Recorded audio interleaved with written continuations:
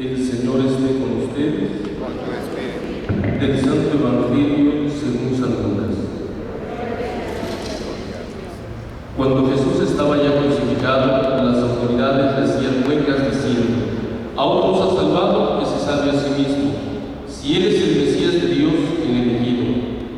También los soldados se burlaban de Jesús y acercándose a él le ofrecían vinagre y le decían: si tú eres el rey de los judíos, sálvate a ti mismo.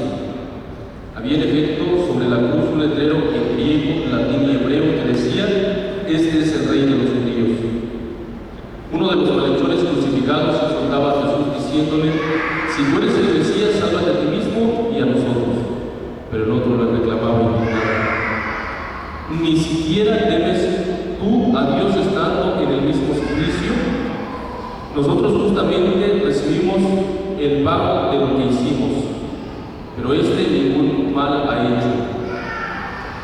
Y le decían a Jesús: Señor, cuando llegues a tu reino, acuérdate de mí. Jesús le respondió: yo te aseguro que hoy estarás conmigo en el paraíso.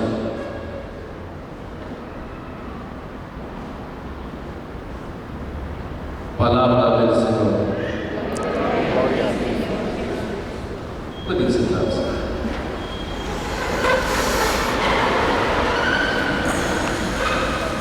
Hemos llegado a este domingo último del tiempo ordinario con esta solemnidad de Jesucristo, Rey del Universo, y nos ha presentado estas lecturas del segundo libro de Samuel, donde el pueblo de Israel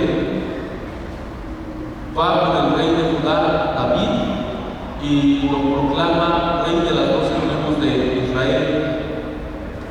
Nos ayuda ya el mismo texto para reconocer una concepción distinta de lo que estamos acostumbrados a ver del rey.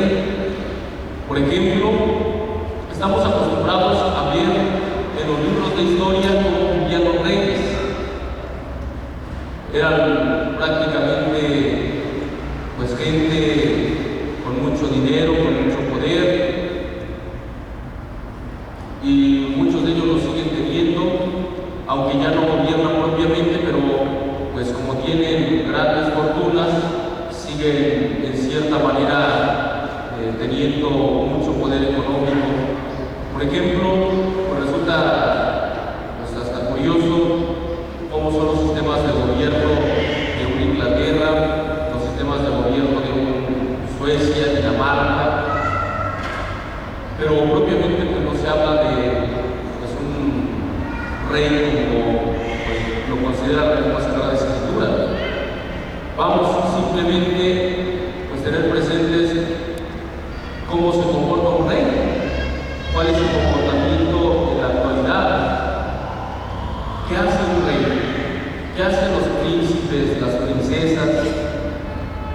Pues la mayoría de ellos en la actualidad simplemente aparecen en las portadas de revistas, sobre todo para denunciar sus escándalos sexuales, sus divorcios. Eso es prácticamente lo que pues la mayoría de nosotros pues verá en un rey. No sé, pienso en una Magdalena de Suecia. Como no es la heredera al trono, pues ya no le hacen tanto caso a sus papás, una princesa rebelde que se terminó yendo a Nueva York para vivir con un hombre que, según se dice, se droga, y pues ella vive así feliz con él. O de igual manera nos encontramos con un príncipe Harry, hijo de Diana de Gales, con todos sus escándalos sexuales, todos sus escándalos que pues tiene, y aunque aparece después ya pidiendo disculpas o haciendo alguna obra de beneficencia, entonces bueno, pues ya busca limpiar todo su escándalo que tiene incluso un día, una semana antes. La concepción que se tiene incluso del rey en la Sagrada Escritura con respecto a Jesucristo también va a ser distinta, y la concepción que aparece en el libro de Samuel, pues estamos prácticamente al inicio de la monarquía. Estamos hablando pues de unos 1000 años antes de Cristo. Propiamente empieza la monarquía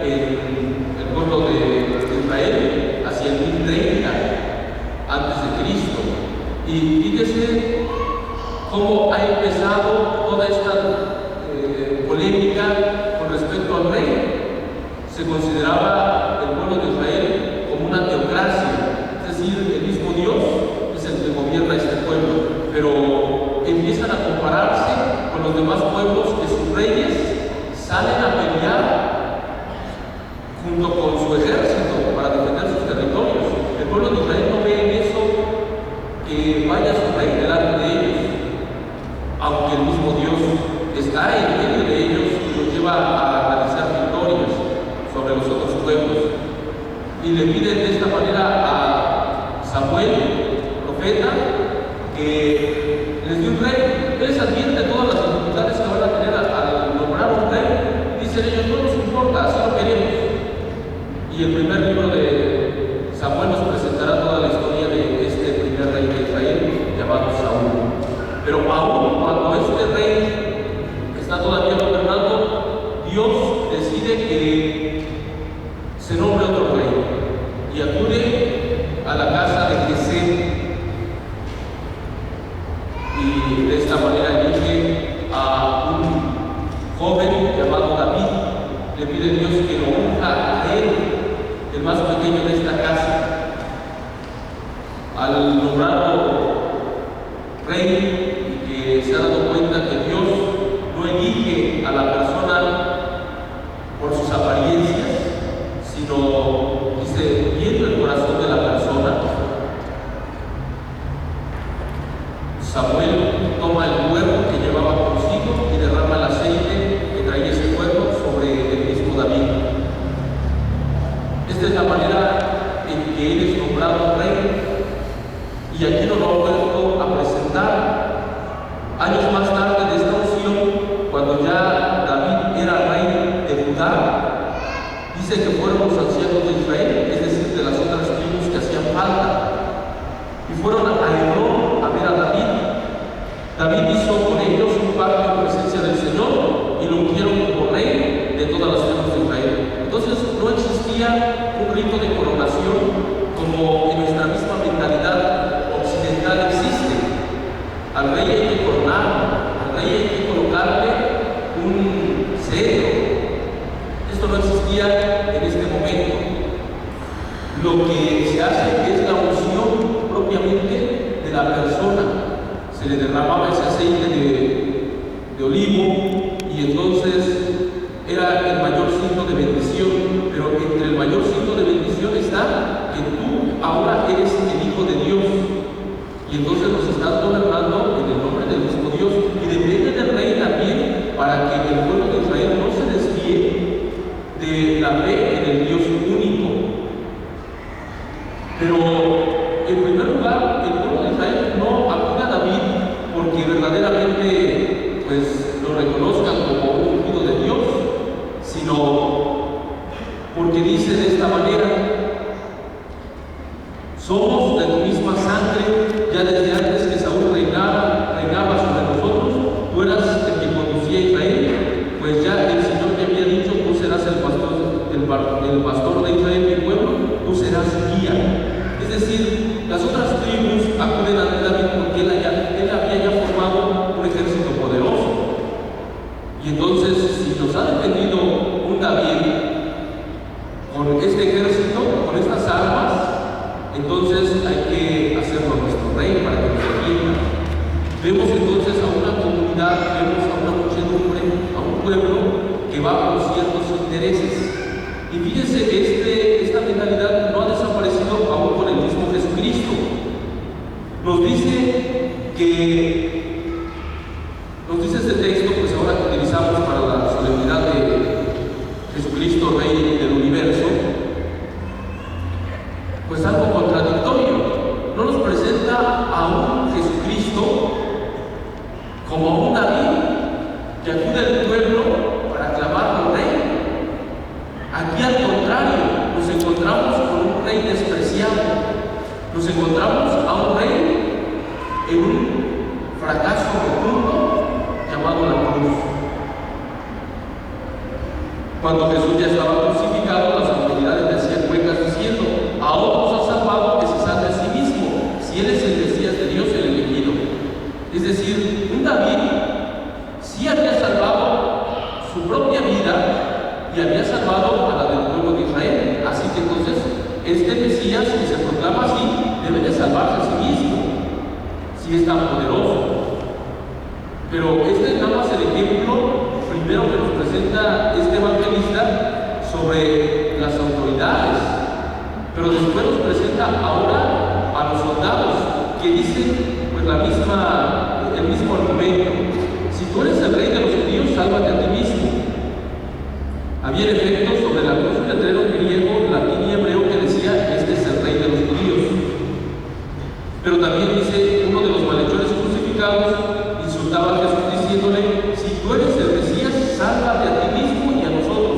Es el mismo argumento en los tres, por así decirlo, personajes: los magistrados, los soldados y este ladrón o este malhechor. Pero el otro le reclamaba indignado: ni siquiera temes tú a Dios estando en el mismo suplicio. Nosotros justamente recibimos el pago de lo que hicimos, pero este ningún mal ha hecho. El evangelista Lucas ha introducido una excelente catequesis para decir que Jesucristo ningún mal ha hecho. Dice: los demás recibimos un castigo por nuestra forma de vida, pero este ningún mal ha hecho. ¿Qué es lo que nos transmite el evangelista Lucas? Solamente cómo se construye el reino de Jesucristo. Podríamos decir que es el resumen de todo el evangelio de Lucas. Si usted ha puesto atención en todos los detalles a lo largo de este ciclo litúrgico que llamamos C, y se leyó todo el evangelio de Lucas, entonces vemos ciertas cosas muy marcadas que Jesucristo nos llevará hasta este momento. ¿A qué se refiere? A tres. En primer lugar, si se quiere construir el reino de Jesucristo, si se quiere vivir en el reino de Jesucristo, es practicar el amor. Un amor que él mismo ha dicho que no hay amor más grande que el que da la vida por sus amigos. Y lo ha demostrado en la misma cruz. Otra segunda característica que se descubre en este texto es la misericordia. Jesucristo demuestra toda su misericordia, aún con estos que lo están insultando y le están diciendo: si tú eres el Mesías, sálvate a ti mismo. Y finalmente le perdona. Este reino, en primer lugar, exige el perdón. Y se ve reflejado en este hombre que es un malhechor y le dice a Jesús: Señor, cuando llegues a tu reino, acuérdate de mí. Jesús le respondió: yo te aseguro que hoy estarás conmigo en el paraíso. Aún podemos ver que la visión que tiene este segundo ladrón es una visión distorsionada del reino de Dios, porque él esperaba que su reino de Jesucristo comenzara tiempo más adelante, no en este. Jesucristo le dice: hoy mismo estarás conmigo en el paraíso. Está diciendo: es que mi reino es eterno, mi reino no ha comenzado ahorita. El reinado de Jesucristo no empezó, por así decirlo, después de su resurrección, sino ha sido eternamente. Y lo ha expresado magníficamente pues el mismo apóstol San Pablo en esta carta a los colosenses, en este himno cristológico. Él existe antes de todas las cosas y todas tienen su consistencia en Él. Él es también la cabeza del cuerpo, que es la iglesia, es el principio, el primogénito de entre los muertos, para que sea el primero en todo. Si Jesucristo ha comenzado a reinar desde toda la eternidad, entonces no necesita esperarse el reino de Dios, ya está ahí. Pero también hay que tener presente algo. Este texto es muy mal utilizado en muchas ocasiones, porque nos hace pensar que por el hecho de que hasta el último momento de nuestra vida le diga uno a Jesucristo que me arrepiento de mis pecados, ya entonces se ha solucionado todo. Véase cómo, diría un protestante, cómo un malhechor ante la cruz simplemente le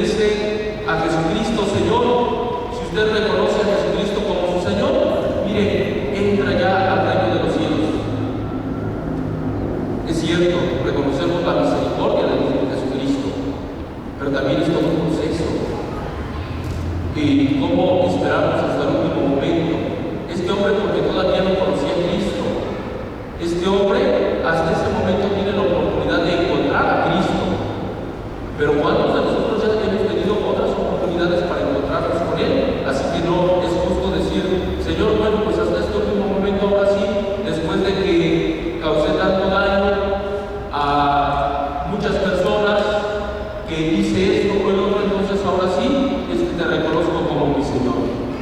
Creo que sería una injusticia hacerle esto para el reinado de Jesucristo. Y de igual manera, el comentario que hace San Agustín sobre este texto es todavía más impresionante. Dice que la Santísima Virgen María, después de tantos años y tantas virtudes que tuvo en esta misma vida, Jesucristo, después de su muerte y resurrección, la Santísima Virgen María estuvo entre nosotros algunos años, no sabemos con exactitud, y sin embargo no entró inmediatamente al reino de los cielos, aunque después será llevada a los cielos por el mismo Jesucristo. ¿Y qué sucede? Este hombre, dice San Agustín, el buen ladrón fue ladrón hasta el último día de su vida.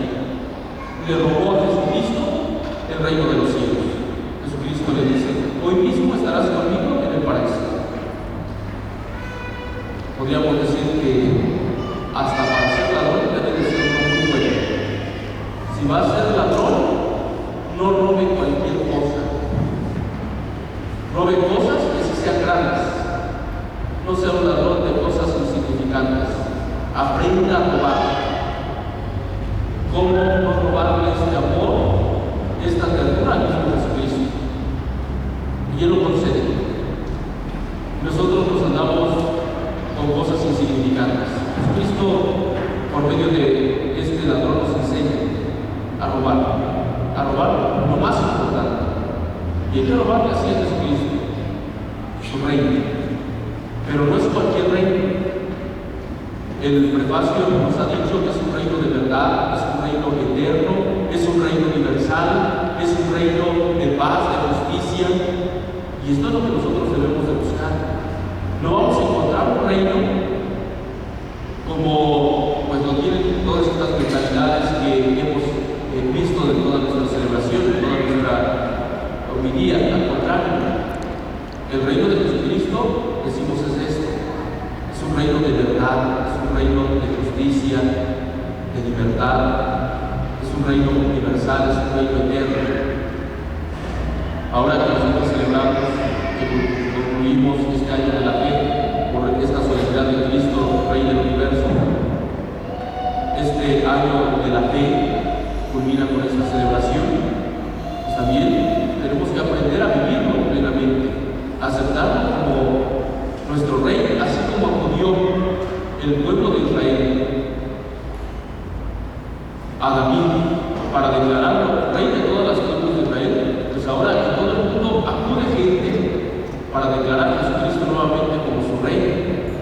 No un Rey que va a llegar amistosamente con ejércitos, no un Rey que va a llegar con todo un poderío militar o todo una carrera armamenticia. Al contrario, va a llegar a ser un Rey poderoso, pero en esto que ya hemos mencionado, en estas tres cosas. Y si usted quiere vivir en este reino, tiene que vivir estas tres cosas: el amor manifestado hacia los hermanos, que da la vida incluso por ellos, por los amigos, por la misericordia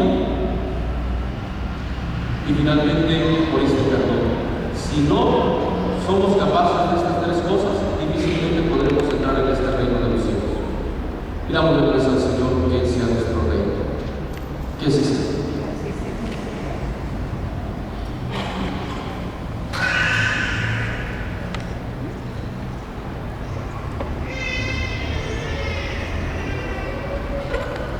Nos ponemos de pie. Hagamos juntos nuestra profesión de fe. Creo en un solo Dios, Padre Todopoderoso, Creador del cielo y de la tierra, de todo lo visible y lo invisible. Creo en un solo Señor Jesucristo, Hijo único de Dios, nacido del Padre antes de todos los siglos, Dios de Dios, luz de luz,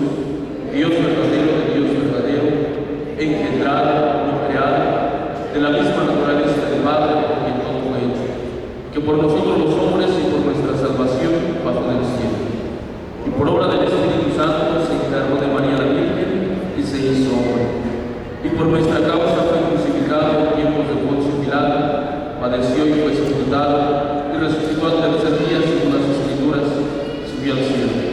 Y está sentado a la derecha del Padre, y de nuevo vendrá por gloria para juzgar a vivos y muertos, y su reino no tendrá fin. Creo que en el Espíritu Santo,